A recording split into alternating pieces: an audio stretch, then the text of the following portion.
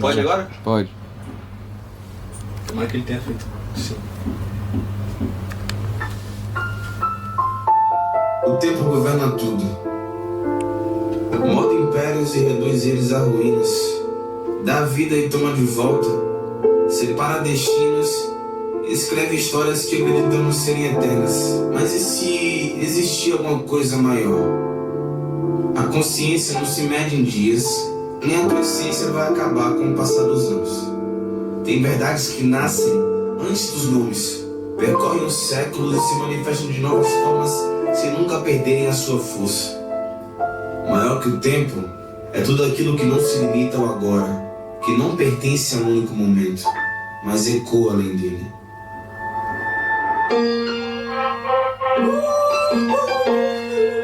Maluco, essa música é muito boa, mano. Sabe qual é essa, né? Eu parei.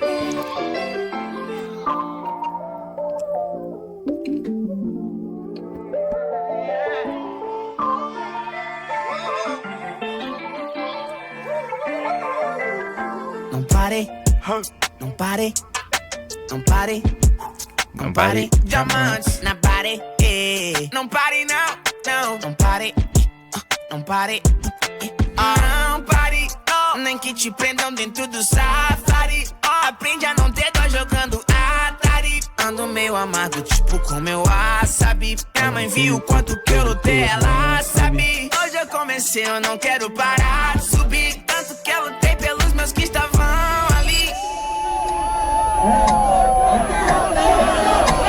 O primeiro show dele, né?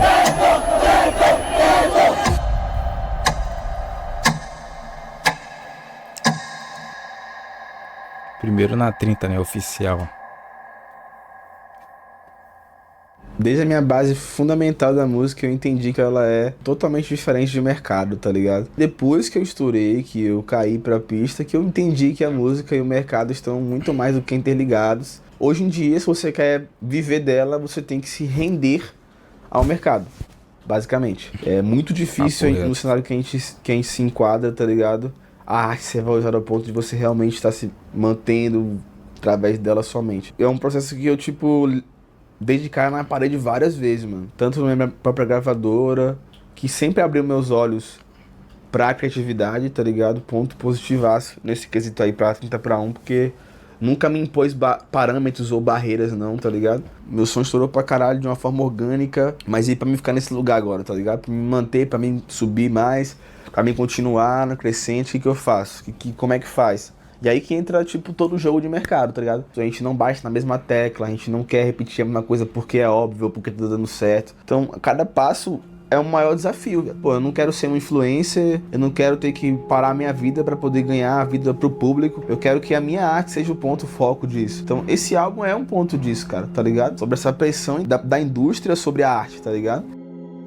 Esse é um drama que todo mundo que se considera artista vive diariamente. Principalmente hoje em dia, que todo mundo se enxerga praticamente obrigado a ter uma extensão da sua produção nas redes sociais, senão é basicamente assumir que vai ficar pra trás. Story. A internet pode ser um ambiente totalmente manipulado por números, influência, imagem, vaidade, mentira, tudo que corrompe e vai contra, na maioria das vezes, a intenção que alguém tem quando cria algo na sua essência. É claro que existem pessoas que conseguem ter mais facilidade nessa exposição, mas o mais comum é se ver totalmente esgotado emocionalmente por enxergar que está muito mais produzindo conteúdo e não arte. Aí a manifestação deixa de ser só uma vazão para sua necessidade criativa e passa a se tornar uma eterna dúvida de estratégia, abordagem, se manter no que já deu certo, ter medo de inovar, obedecer agendas e tendências, manipular sua própria originalidade e descer cada vez mais fundo nessas confusões que se vê dividido entre o mercado e criatividade pode gerar. Esse conflito se cria a partir do primeiro segundo que a sua arte se torna seu trabalho. E se para a maioria das pessoas esse conflito já é gritante, no caso de um artista que antes de pensar em digerir tudo o que estava acontecendo, já estava num contrato com uma gravadora de peso, tendo pessoas querendo seus primeiros lançamentos, participando de entrevistas, sem conseguir determinar qual seria seu caminho com mais paciência, isso fica ainda mais difícil de lidar. O Teto teve essa explosão que todo mundo deseja nessa indústria, mas que enxerga ela, talvez, como um dos maiores motivos de toda a confusão, dualidade e versões de si mesmo que ele criou. Maior que o Tempo fala muito sobre aceitar que o passado não muda, mas também sobre a expectativa do futuro, onde tudo pode melhorar, baseado justamente nesse entendimento.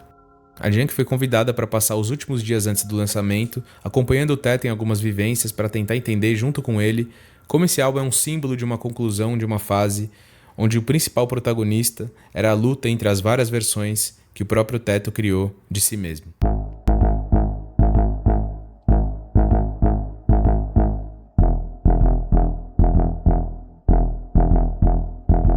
A importância da minha filha entender que aquele bagulho ali que eu vivo dentro de casa é real, pra mim é o que eu quero prevalecer, tá ligado? E que existe o meu trabalho, o personagem artístico, o Teto. Isso, não sei nem se vai ficar explícito pro público, mas eu quero ter essa divisão na minha cabeça. É o todo momento mesmo, tipo a ligação que eu faço com o artista dentro de casa. Eu no estúdio aqui, eu falo com os caras como Teto, entendeu? Mas eu, minha mulher, eu sou Clariton. Existe um momento que esse bagulho exala muito mais do que o outro, tá entendendo? E tipo assim, nesse momento agora do álbum, tá sendo esse, eu tô vivendo essa dualidade intencionalmente porque eu quero transparecer isso, tá entendendo? Eu vivi o Teto lá no meu quarto, eu gravei as músicas, eu expus isso totalmente como Teto. E pra sair do Teto, pra poder entender que existia o Teto e o Clapton de novo, demorou pra caralho. Isso é uma coisa que tá acontecendo agora, tá ligado? Minha Vida é um filme, pra mim, foi uma das músicas que eu consegui mostrar um lado da minha vida que eu não tinha mostrado até então na minha carreira, tá ligado? Que é da onde eu vim, que é a simplicidade, que é a belezas naturais, que é o corpo e a mente, enfim. Qual é, mano? Que óculos é esse belezas aqui, naturais, que é o corpo e a mente, enfim, em união pra aquele bem-estar, enfim, tá ligado? Eu discuti com a minha equipe pra caralho, mano, quanto eu queria expor esse lado maduro da minha vida agora, esse lado que pensa, esse lado que tem pé atrás pra tomar uma escolha e fazer a escolha certa, digamos assim. Pra mim, a minha arte vai sempre ser o ponto focal de tudo, tá ligado? E a minha empresa já entendeu isso, os meus fãs já estão entendendo isso, tá ligado? Eu tô brigando pra que isso seja entendido e que eu construa esse meu espaço. É a minha briga, mano. Eu vou estar aí sempre brigando pela riqueza cultural, pela arte, pelo que realmente importa pra mim, que é deixar um legado duradouro, tá ligado? Em meio a toda essa loucura que o mundo é hoje. Me sinto um cara novo, velho. Faço hoje o meu dia render pra caralho, velho. Sem aquele tanto de indisposição que o cara sente, tá ligado? Acordar cedo, dormir cedo. Descarregar o ódio no treino. Ou então o cara fazer um treininho também feliz, tá ligado? Pô, vou traçar um objetivo na minha carreira que vai me motivar também a cuidar da minha parte de olhar pra minha saúde, mexer no fim, na minha alimentação. E aí eu fui no médico e troquei ideia com ele que eu ia fazer um personagem pra um filme meu, tá ligado? Que é o personagem do EP. Que é aquele personagem meio magro. Pra quando eu já gravei o visual e aí comecei a encher mais o meu shape pra outra parte da história. Aí teve essa, não foi muita coisa, mas teve essa aparência de diferença, né? Esse mindset meu de querer transmitir coisas diferentes no personagem. É muito louco analisar como esse álbum trabalha de forma integral na vida do Teto. Desde toda a jornada reflexiva que ele faz das suas versões ao longo do tempo, criando a temática do álbum, até detalhes bem mais minuciosos, tipo se dedicar por meses em uma dieta restrita e treino pesado, para gerar uma imagem mais condizente com o conceito do personagem. Isso diz muito sobre a mentalidade que não só ele, mas que geralmente é bem presente na 30 para 1. O fato de colocar uma visão de excelência na execução do projeto e trabalhar detalhes bem mais profundos do que só a sonoridade. Mas isso também pode ser pesado e confundir as expectativas de todo mundo envolvido, voltando mais uma vez para aquele embate entre arte e indústria. Produzir o marketing que o público teve pro álbum envolve muito trabalho. A Junk pôde ver de perto alguns desses processos. Diversas pessoas de áreas diferentes atuando em prol de um mesmo resultado, que acaba, querendo ou não, gerando um fluxo de pensamento em todo mundo totalmente voltado para um processo industrial. Horários, locações, logísticas, agenda, tudo isso acaba distanciando o processo da arte e levando para o mercado. E nem só falando especificamente desse álbum novo, mas foi esse o tipo de processo que o Teto, em muito pouco tempo, teve que entender que era sua nova realidade. Muita coisa que aconteceu no processo, né, de carreira, eu não tava pronto pra receber ainda, tipo assim, foi um bagulho muito exponencial, mano, tá ligado? Então muita coisa ficou na mão da gravadora, tá entendendo? Muita opinião que eu ouvi entrou na minha cabeça e eu aprovei vindo da minha gravadora. Já tive várias experiências que eu me decepciono comigo mesmo de ter feito, tá ligado, irmão?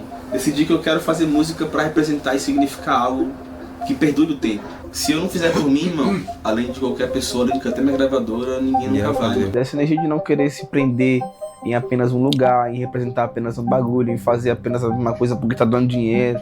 Tipo assim, jamais vai rolar um Vampiro 2, tá ligado? podia abusar disso aí até nas 5 se nós quiséssemos.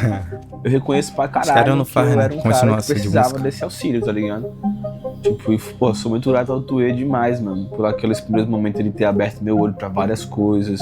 Criado esse mindset pra minha cabeça do valor da arte, do valor próprio, tá ligado? De fazer a sua identidade. Tu mesmo disse, mano, chegou um momento que ele viu que o ensinamento dele funcionou pra mim, entendeu, mano? E agora eu consigo correr com as próprias pernas. Como é que eu queria que a pessoa me veja como Clériton se eu mesmo estou sendo o personagem o tempo todo, tá ligado? Inevitavelmente nós vamos ter momentos que a gente vai se encontrar sozinho, que a gente vai se encontrar sentindo saudade das coisas que eram importantes pra nós, que são nossos valores, que são as coisas que nos formaram. E foi aí que eu comecei a perceber isso. Porque eu senti esse vazio e não sabia onde encontrar a resposta pra isso, mano. Pra mim foi começar primeiramente a aceitar, tá ligado? Não querer enterrar uma parte de mim, um pedaço de mim. Esse quarto aqui pra mim, mano, é tipo o quarto da loucura aqui, irmão. Tipo, papo reto, se eu não sair desse quarto aqui, viado, eu não vou desligar. Tá entendendo? É tela em todo canto aqui, é ligação, é vídeo, é produção, é jogo. Então, tipo, é totalmente tirar os olhos do que realmente importa esse quarto. O que realmente importa? Exatamente. O que realmente importa? A vida, mano. O valor na vida ali. A natureza, tá ligado? Estar em contato com a vida de verdade, mano. Isso aqui pra mim não tem a ver com a vida, tá ligado? Quando eu corria descalço na rua, com seus amigos, mano, nada disso aqui importava, velho. O pessoal tem uma imagem de mim que não é o que eu gostaria. Sei lá, eu sou intocável, tá ligado? E eu nunca quis passar... Quer dizer, eu já quis passar isso, sim. Só que é justamente isso que eu tô corrigindo, ou tentando corrigir, tá ligado? É. Pensa, só lembra disso. Sacou? Não lembra em dinheiro, não lembra em material. Tudo isso vai embora, né? Tudo isso vai e foda-se. Fica a lembrança do que eu O que vai ficar é o que vai construir aqui, mano. E aqui é o que você construiu dentro de você. Então... O que fica claro na jornada do Teto é o que mais ficou confuso foi a forma que ele mesmo ia lidar com tudo aquilo. Quem acompanha a 30 sabe que a liberdade criativa sempre foi e sempre vai ser o alicerce para a execução deles. O próprio Matuê coloca isso como a principal base que a gravadora tem. A ideia surgiu justamente disso, de devolver o poder para o artista. Eu já tava com essa vontade de criar a minha própria label, porque eu queria, como eu falei ontem, queria botar o poder na mão dos artistas, eu queria desenvolver a minha própria arte, eu não queria ficar na mão de um empresário. Então não dá pra dizer que a 30 era o problema. Aliás, pelo contrário, nas trocas de ideia fica evidente que a liberdade é plena para qualquer um que assina com a gravadora. O grande problema mesmo talvez possa ser dividido em 2 caminhos. Um é a própria velocidade em que tudo aconteceu na vida do Teto, principalmente no momento que rolou, onde ele só viu os acontecimentos pela internet e não na rua, por conta do isolamento. E o segundo é a indústria da música, um fator que está acima do artista e até mesmo acima da própria 30. Como as coisas acontecem, a distribuição cuidada por empresas enormes, como os números afetam e acabam ditando os próximos passos, esse mar de números e tendências que deixam tudo mais complexo de lidar. A 30, nesse caso, funciona como uma intermediação entre o artista e esse lado da indústria, tentando equilibrar os dois lados, mas nunca desapegando do valor principal, que é cuidar da arte. Então, quando o Teto fala que ele tinha que fazer por ele mesmo, não é trazendo a conotação de que ele não teria o apoio da 30 nesse caso, mas é justamente marcando o entendimento de que isso só dependia dele. Era uma busca pessoal que só ele mesmo podia traçar. Para se entender, ele teve que retornar de alguma forma para sua origem. Buscar no tempo e no espaço que antecede tudo isso para conseguir no final se encontrar de novo.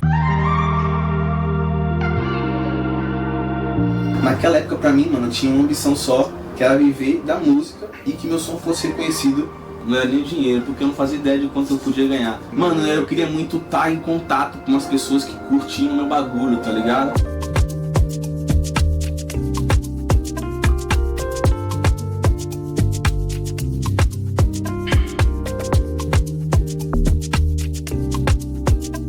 Tipo assim, queria estar de alguma forma, nem que fosse um show pra 10, 15 pessoas, mas eu queria ter aquele público comigo que compartilha a mesma ideia, porque de onde eu vim, só era eu e mais 2 amigos ali só que tinham a mesma ideia, mano. Então, tipo, eu queria ter esse bagulho ao meu alcance porque eu não tinha, tá ligado? Era foda um nível de, tipo assim, esses 2 amigos meus, chegou um ponto de eu estar fazendo um bagulho que expandiu um pouco mais.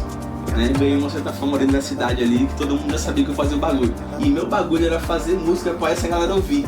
Tanto que eu queria Ele só postava no status. Tem vídeo na internet cantando, mano, nas resenhas assim, sem microfone mesmo, tá ligado?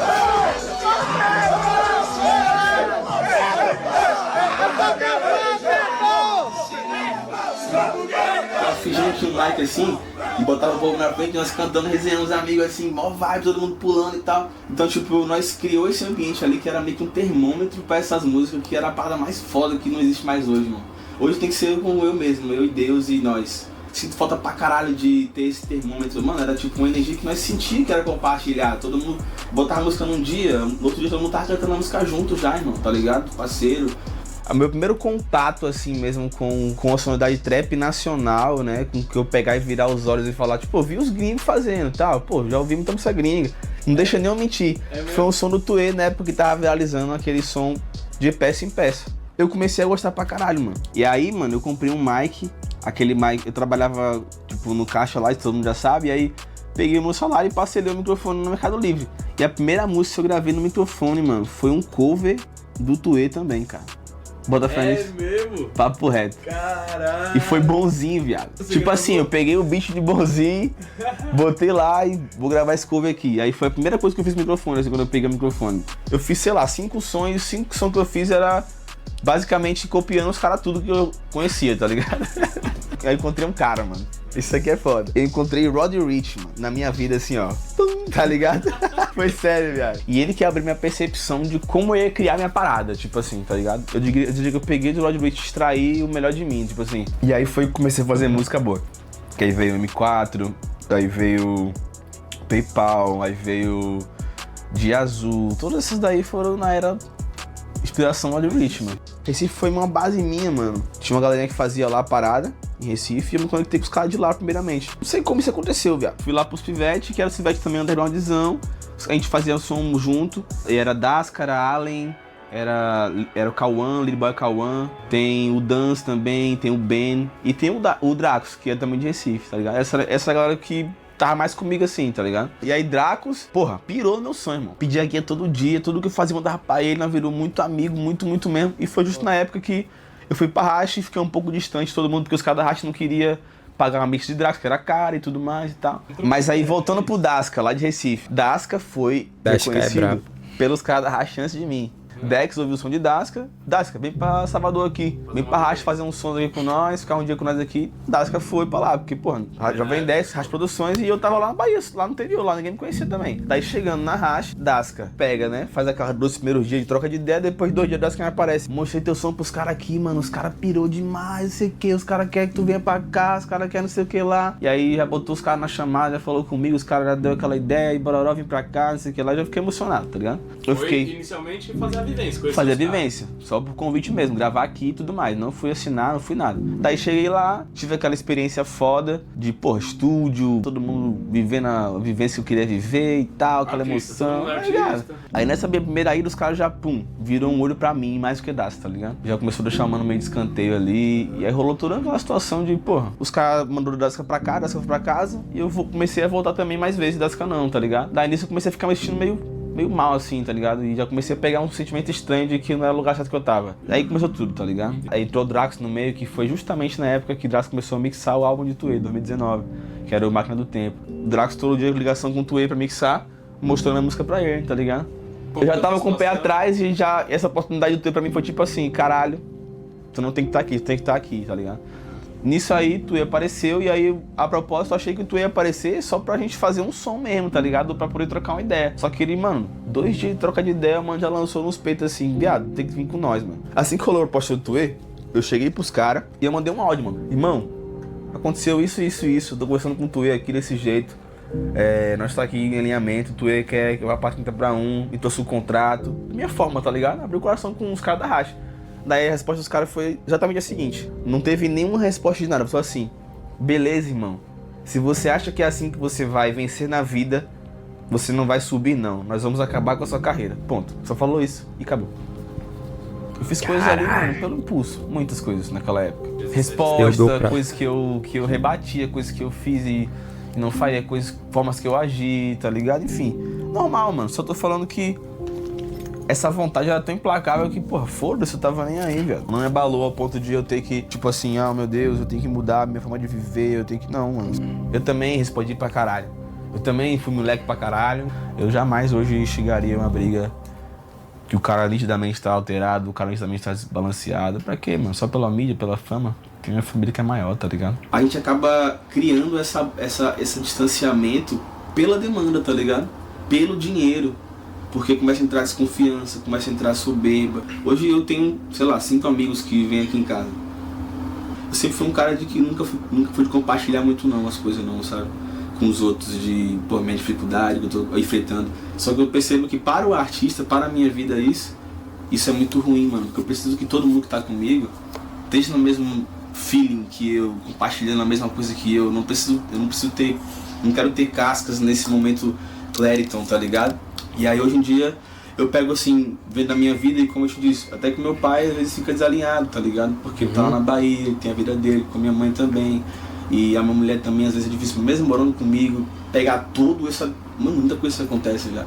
A gente sente falta de quando tudo era mais tranquilo, tá ligado?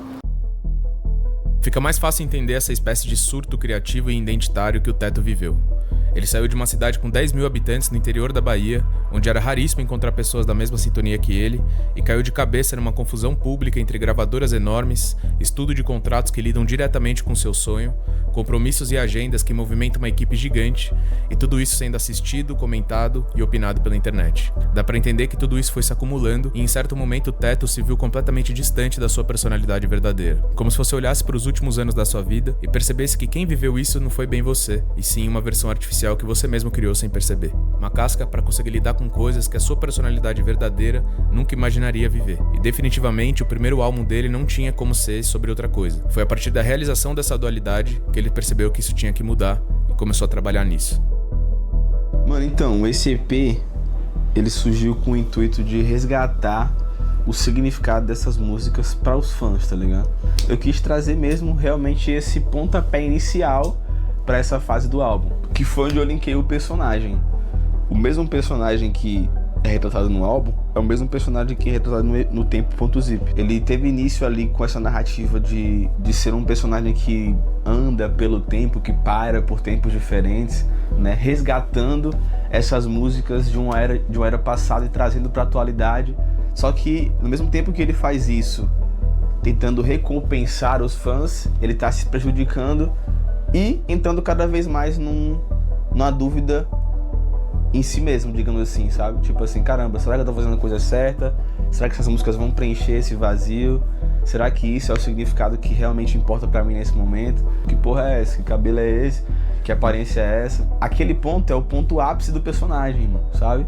Onde ele já não sabe mais quem ele é, onde a aparência e o tempo já não importa mais pra ele, tá ligado? Ele é tão obcecado em ser perfeito nas suas versões, nas suas entregas, que já não consegue nem perceber mais o que ele tá fazendo consigo mesmo. E aí a gente cria essa narrativa do dispositivo. O dispositivo é como se fosse a responsabilidade do personagem com o público a todo momento, saca? Entra esse peso de que o dispositivo toma decisões por ele, mano. Tá agindo muito mais na vida dele do que as decisões dele mesmo. E aí a gente entrega essa parada da busca excessiva, da pressão, do materialismo, da indústria, da opressão, enfim. É onde ele consegue perceber esse X que realmente importa pra ele e vem todo o conceito do álbum.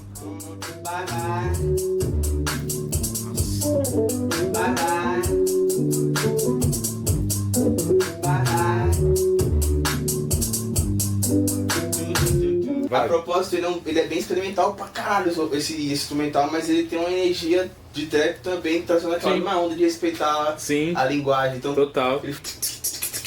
Agora aqui, pai, entra o X da questão. Esse álbum, como eu expliquei, ele é dividido em 2 partes. E no dia do lançamento, a gente vai soltar ele em 2 partes, tá ligado? A gente tem 2 lados no álbum, o lado A e o lado B. E tem uma faixa que divide esse meio, que é a faixa que se chama temporal. E aí na descritiva, esse temporal, ele é o responsável por mudar tudo, tá ligado? O temporal, quando ele vem, ele destrói tudo, mano. Ele destrói, ele deixa melhor, ele piora a situação. Um dos dois. Então, essa narrativa que eu trouxe pra divisão do lado A e do lado B, que tem 2 narrativas totalmente diferentes. Tu acabou de ouvir pro lado A, mano. Onde a linguagem é totalmente pro lado mais trap, respeitando essa parada de... Por mais que é um bagulho experimental, tem essa linguagem. O lado B é muito mais profundo, muito mais maduro. Os assuntos são muito mais pessoais, tá ligado? E aí no dia do lançamento vai ser exatamente assim, a gente lança um tal mais cedo o lado A, tal horário mais tarde a gente lança o lado B, exemplificando esse contexto do que é essa percepção de dualidade, tá ligado? E aí na história do personagem do Dispositivo, a gente tem o lado A sendo antes do EP, o EP sendo o divisor de águas, e o pós seria o clipe que vai sair, que eles vão falar explicando o lado B da situação, tá ligado? Que é a cura desse personagem depois que ele percebeu as coisas que são maiores que o tempo e que ele precisa valorizar de verdade. Então, ele se liberta do dispositivo, ele destrói isso, tira do corpo dele. Que foda. Então, tipo, lado A, tempo.zip, lado B. Exatamente. É essa a ordem. Essa é a narrativa da coisa. Certo. Vai sair o EP do A, o tempo.zip, ele vai voltar só depois que a gente lançar Yes or No, que é o clipe que explica todo o lado A da história, tá ligado? Antes dele entrar no EP. Eu quero te mostrar, mano, isso aqui, ó. Isso aqui é sinistro. Eita porra. Que isso? Isso é antes do dispositivo. Yes or No é parte A. É tipo assim, O dispositivo chega. ele criando isso que ele faz, tá ligado? Essa hora vai cair um piano na cabeça do cara, velho. Tem isso, velho. Toda vez que ele vê uma situação acontecendo, ele tem a resposta, dá um freeze frame na ação, congela, e aí gira o dispositivo e mostra a resposta do que vai acontecer antes. E aí ele fica nessa brisa de que ele consegue corrigir as atitudes, né, as ações, mas ele não consegue, o tempo é imutável, entendeu? E aí toda vez que ele vai entrando mais no transe, que é a hora que eu desligo nas situações e vou entrando pra poder ver mais situações e resolver, vai piorando a minha situação, aparece hematoma, você percebeu, mas vai ficando tudo quebrado no lugar, Vai te transformando no personagem do tempo. Exatamente, viado. Então, um clipe que explica bem a brisa do quão é importante você não persistir nos erros. Todo mundo tem essa perspectiva da sua vida, né? Todo mundo cai numa coisa errada, ou tem escolhas erradas, ou acaba insistindo em lugares que não é pra insistir, ou fica preso em vícios, ou fica cego e não consegue enxergar a realidade. Tipo essa mensagem, sabe? E aí essa música aqui é a última música da parte A, tá ligado? Yes or No. Não fumar bomba, que a bomba não vai acabar. Aonde vai te levar?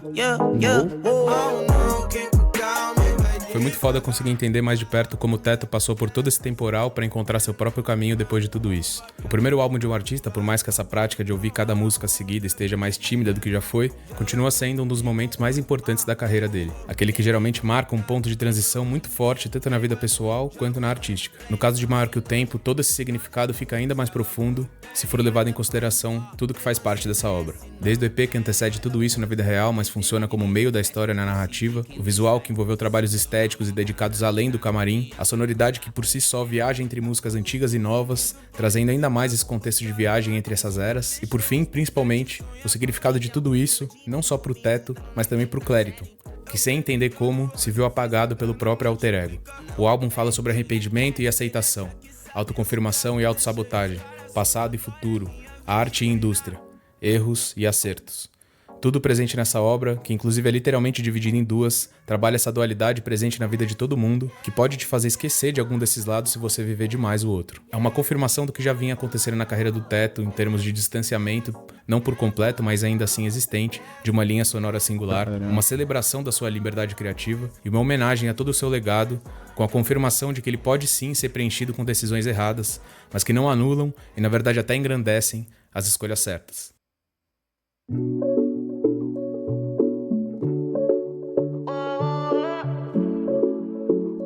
Eu sou um ser humano normal, eu sou o Clériton acima de tudo, eu não posso esquecer dessa essência, tá ligado?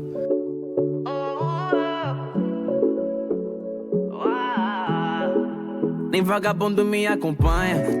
Isso é uma mensagem pra mim de abdicar mesmo das coisas que me faziam mal, do que tava fazendo mal pro meu espírito e conseguir esse equilíbrio na minha vida tranquila com minha família. Então, a minha filha, mano, trouxe essa reflexão muito mais profunda e não foi quando ela nasceu, né? Desde que eu soube que eu ia ser pai, mano, eu tive um choque absurdo, cara. De todo dia eu olhar assim e acordar e ter aquela pessoa em desenvolvimento do meu lado, precisando de informação, precisando de cuidado, precisando de direção. Inclusive eu sou um cara que precisa de direção, mano, tá ligado? Todo mundo precisa, mano. Esse álbum ainda é também muito sobre esse grito que eu preciso concretizar, tá ligado? Porra, eu quero ser esse cara pra minha filha, eu quero ser esse cara pra minha mulher, eu quero ser esse cara pra mim mesmo, pra minha mãe, pro meu pai.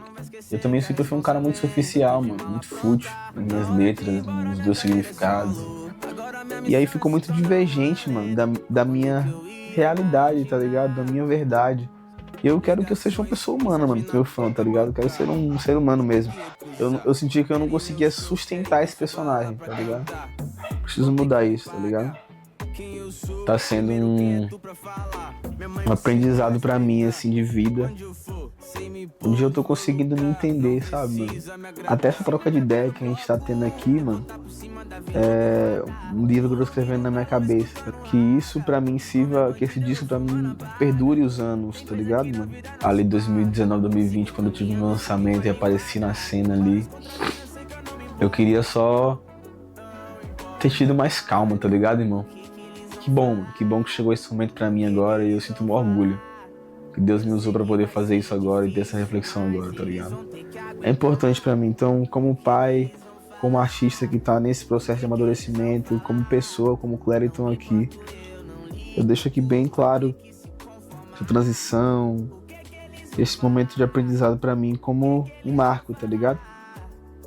Como um marco mesmo de um futuro melhor, mano. Que eu olho pra isso e eu tenho orgulho. Não me importo, eu não ligo, tu vai ter que se conformar.